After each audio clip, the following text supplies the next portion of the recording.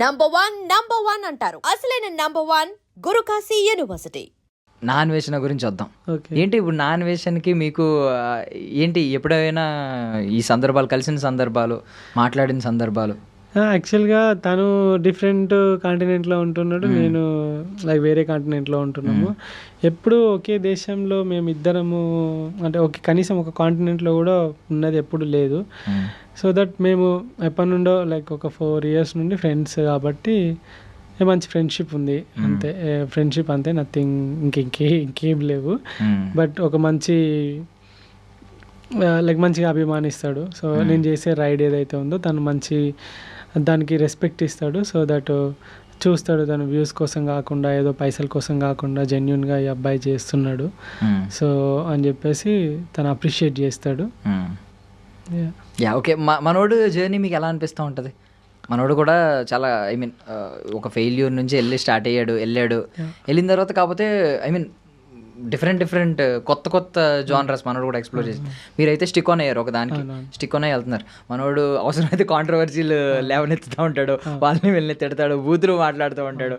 Some times కొన్ని కనువిప్పు కలిగించే మాటలు కూడా మాట్లాడుతూ ఉంటాడు. సో ఇది ఈ హోల్ జర్నీ మీకు ఎలా అనిపిస్తుంది? యూట్యూబ్లో ఇంతవరకు ఒక్క వీడియో కూడా చూడలేదు అతనిది. ఇన్స్టాగ్రామ్లో రీల్స్ చూశాను. సో ట్రావెలింగ్ పక్క పెడితే తను ఏమనుకుంటాడంటే ఇండియా ఇట్లుంది, ఎట్లయితే నాకు ఒక ఆవేదన ఉంటుంది కదా, ఎప్పుడైతే మనం ఫారెన్కి వెళ్తామో ఇండియాలో ఉండి ఇలా మాట్లాడలేము. ఎందుకంటే మనం ఇప్పుడు నీ ఇంట్లో కూర రోజు తిని నువ్వు సూపర్ ఉంది అని అంటావు, పక్క వాళ్ళ కూర తిన్నప్పుడే కదా నీ కూర బాగుందా చెడ్డ ఉందా అని తెలుస్తుంది.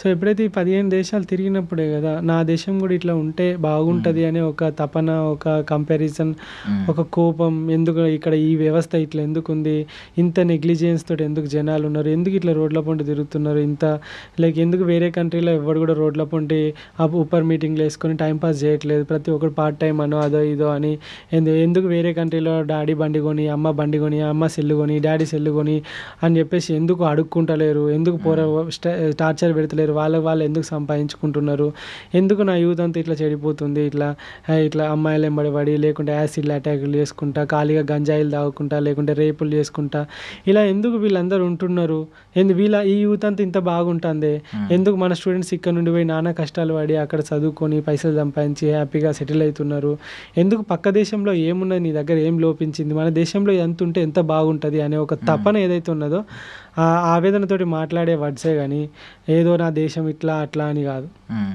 ఎందుకంటే మన దేశం అన్ని భూమి అంత ల్యాండే, కానీ దాని మీద వచ్చే మనుషులు చెడగొడుతున్నారు అంతే. ఓకే. సో ఈవెన్ అక్కడ కూడా మనం డ్రగ్స్ బేస్డ్ సినిమాలు లేదంటే ఇవన్నీ కూడా చూస్తాం, సైకో పాత్ లాంటి సినిమాలు చూస్తాం. మనుషులు ఉండొచ్చు మేబీ అక్కడ కూడా అలాంటి వాళ్ళు. ఇగో మనుషులు అందరూ మంచోళ్ళు కాదు, మనుషులలో చెడ్డోళ్ళు ఉన్నారు, మంచోళ్ళు ఉన్నారు, అన్ని దేశాలలో ఉన్నారు. అదే. సో ఇప్పుడు ఇండియన్ హెరిటేజ్ అంతటిని మీరు ఎక్స్ప్లోర్ చేసినప్పుడు ఏది మిమ్మల్ని బాగా షాక్ చేసింది, అంటే ఇది ఉందా భూమి మీద అని అనిపించింది? మేఘాలయ అసలుకి చాలా బ్యూటిఫుల్ స్టేట్. మీకు తెలుసో లేదో, ఇండియా ఒక్కటి మిగతా 190 సంథింగ్ 6 దేశాలు అవన్నీ 195 దేశాలు ఒకటి తెలుసా?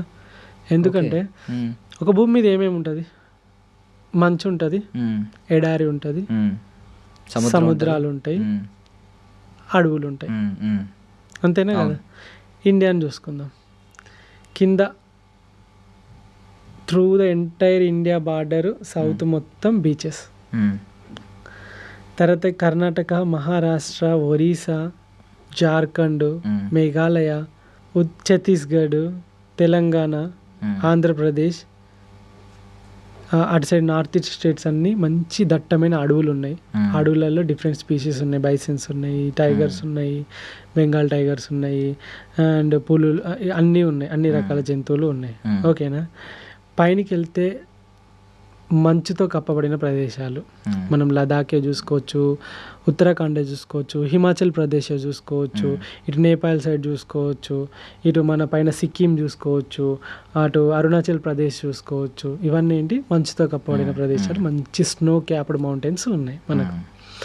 మన గుజరాత్ సైడ్ దగ్గర చూసుకుంటే రాజస్థాన్ మొత్తం ఎడారి చూసుకోవచ్చు మనం, మంచి డెజర్ట్ సూపర్, అదొక డిఫరెంట్ కైండ్ ఆఫ్ ఓకే ఇట్లా కూడా ఉంటుందా అనే థాట్లో అట్లా ఉంది.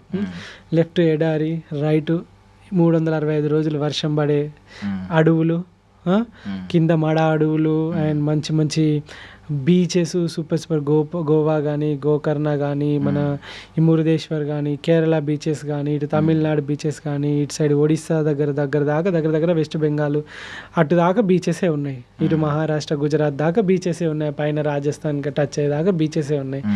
మన దేశంలో లేనిది ఏంటిది? అన్ని ప్రపంచ దేశాలు అన్నీ కలిపితే మన దేశం ఒకటి. సూపర్. కానీ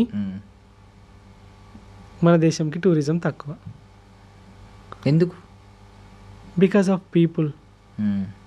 మన దానిలో ఒక ముద్ర పడిపోయింది, గలీజ్గా ఉంటారు, స్లమ్ ఎక్కువ ఉంటుందని. ప్రతి యూట్యూబర్ వచ్చి స్లమ్ చూపెట్టిపోతున్నాడు ఫారినర్స్, రైట్? అండ్ ఇంకొకటి ఏంటంటే మోసాలు చేయడం, సేఫ్ అండ్ సెక్యూరిటీ. నన్నే రాబరీ చేసిండు. మీరు బయట దేశాల్లో ఒక్కసారి కూడా ఏం జరగలేదు నాకు. ఇక్కడే మన బ్రెజిలియన్ అమ్మాయి వస్తే ఆమెని చంపేసారు.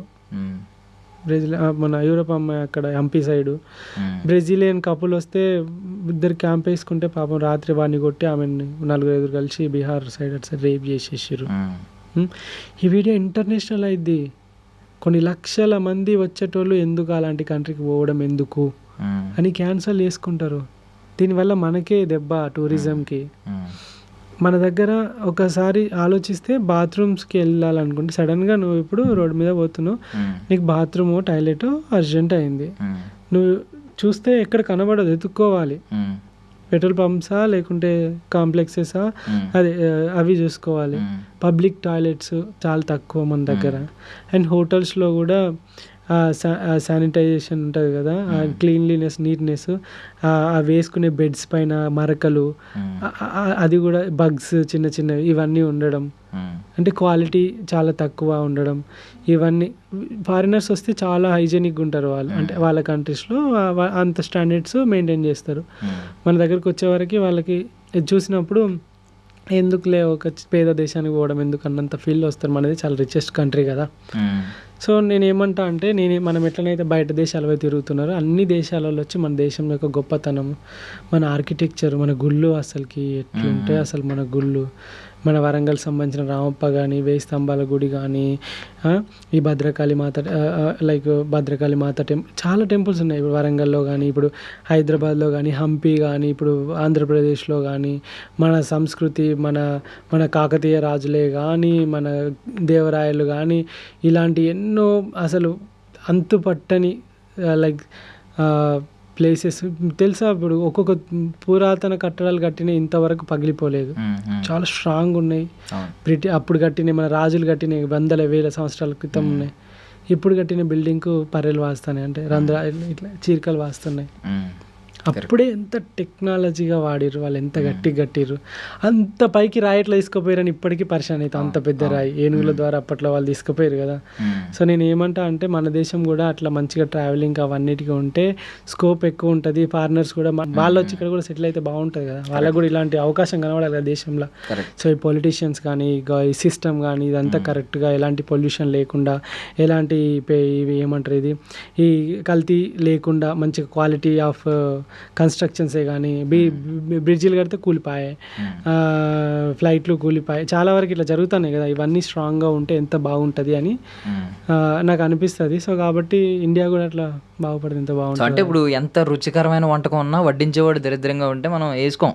అటు సరిగ్గా వడ్డించకుండా మొహం ఎలా పెట్టుకుని వేసాడు అనుకోండి, మనమే తినాం. సో అదే జరుగుతుంది ఇక్కడ. మంచి మంచి గొడ్డు కారమైన కూడా తీయ ఉంటుంది. అదే ఇప్పుడు అది మన దగ్గర మంచి మంచి ప్లేస్లు ఉన్నా కూడా మన పీపుల్ చేసే కొన్ని మిస్టేక్స్ వల్ల, లేదంటే కొంచెం క్వాలిటీ మెయింటైన్ చేయకపోవడం వల్ల, లేదంటే బిహేవియర్ వల్ల, వీటి వల్ల కొంచెం టూరిజం దెబ్బతింటుంది.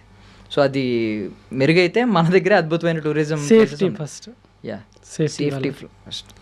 వాళ్ళు సేఫ్టీ ఫీల్ అవుతారు, సేఫ్టీ కోరుకుంటారు ఎవరు వచ్చినా కూడా.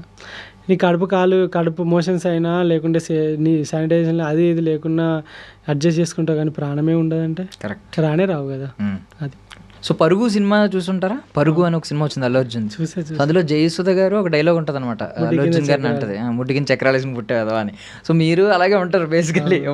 ఇప్పుడు కొంచెం పాజ్ తీసుకున్నారంటే ఏదో పెద్ద రూట్ మ్యాప్ రెడీ చేసుకుంటున్నారు.